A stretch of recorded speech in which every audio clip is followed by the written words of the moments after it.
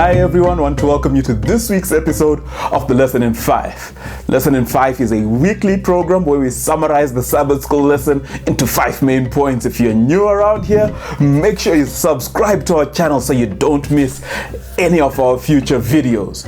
I'm really excited about our Sabbath School lesson for this week. It's more lessons from Jesus as master teacher. Have you ever done something horribly wrong and wished you could reverse the hands of time? Have you ever felt like just crawling back into your corner and hiding away because of shame and guilt? Imagine how Adam and Eve must have felt after they ate the fruit and God goes in pursuit of them, or Jacob after cheating, and many others who have failed horribly in the Bible. Fortunately, the Bible gives us a remarkable revelation of God as a God who is full of grace, willing, ready to restore each of us. Instead of hiding, you remember the story of Adam and Eve, how they eat the fruit that God tells them not to eat. God comes to them and they realize they are naked. God comes to them in the cool of the day and he asks the question, Adam, where are you? The question isn't so much about the geographic location of Adam, because God knows exactly where Adam is, but rather God is asking Adam where he is in terms of his connection with God.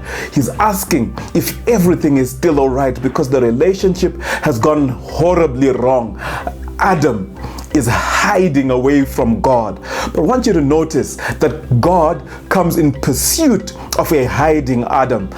That shows us the character of God, that even though we are fleeing from God, God hasn't given up on us. His grace still pursues us all the days of our lives. He is a God who pursues us right to the death, even death on a cross. On the run from Adam and Eve hiding from God, you also have the story of Jacob, who takes things into his own hands, tries to get the birthright in his own way, and together with his mother, they launch up a con against Isaac, who is Jacob's father. And eventually, Jacob ends up on the run, running away from his home, leaving everything that is dear to him. But while he's still running away, before he's even turned his face toward God and said, I'm sorry, God gives him a remarkable dream. A dream where he sees a ladder connecting heaven and earth. Ellen White tells us that this ladder is Jesus Christ, represents Jesus who connects heaven and earth. Even though Jacob is still running away, God reveals his grace to him. Important lesson to learn about the nature and character of God is a God who pursues. God is a God of grace. And a typical example of that is when we look at Calvary, that Christ died for us while we were still sinners. Rabbi Jesus. Bible tells us that Jesus is God in human flesh. Jesus is God walking where we walk, eating what we eat, talking with us, walking with us and being with us. When Jesus came, he came to show us who God is. The disciples who followed Jesus in John 1:38, Jesus turns to them and says, well, what are you looking for? And they say, we are looking for, well, in fact, they break grammar and all they say is Rabbi.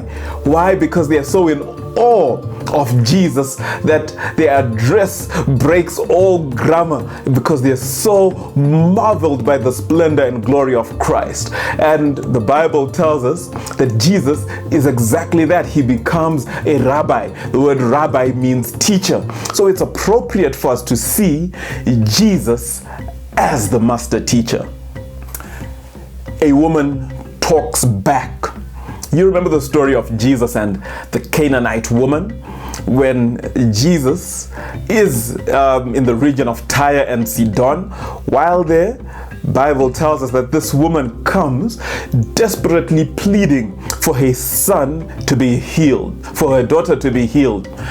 And Jesus says it's not fitting for food to be taken from the table and given to the dogs. Now, we may not understand this properly, but it's important for you to understand that this Canaanite woman, they would actually keep dogs as pets. So it wasn't coming across to her as an insult, but Jesus was communicating a message to his disciples. And the Bible tells us that this woman says that, well, even dogs eat crumbs from the master's table, saying that even I am deserving of a blessing from you. And Jesus works with this woman in her context, her culture, and reaches to her, teaches a remarkable lesson, not just to her, but even to the disciples. The disciples get to learn that Jesus values not only Jews, but Gentiles as well. A student who gets it. Jesus in the book of Mark kind of sees his disciples as blind because they can't see some of the things and the truths he's trying to communicate. But we've got a remarkable person in the book of Mark whose name is Bartimaeus. Bartimaeus is able to have a strange sense of perception. He's able to see better than those with eyes because he recognizes Jesus as the Son of David. He steps to Jesus in faith. And in this story, we've got an example that Jesus is bringing, not just of how he restores the sight of Bartimaeus, but how Jesus wants to restore the sight of his blind disciples. Jesus in this story was giving a teaching aid to all who are spiritually blind, that there is hope in Jesus. He can restore your sight.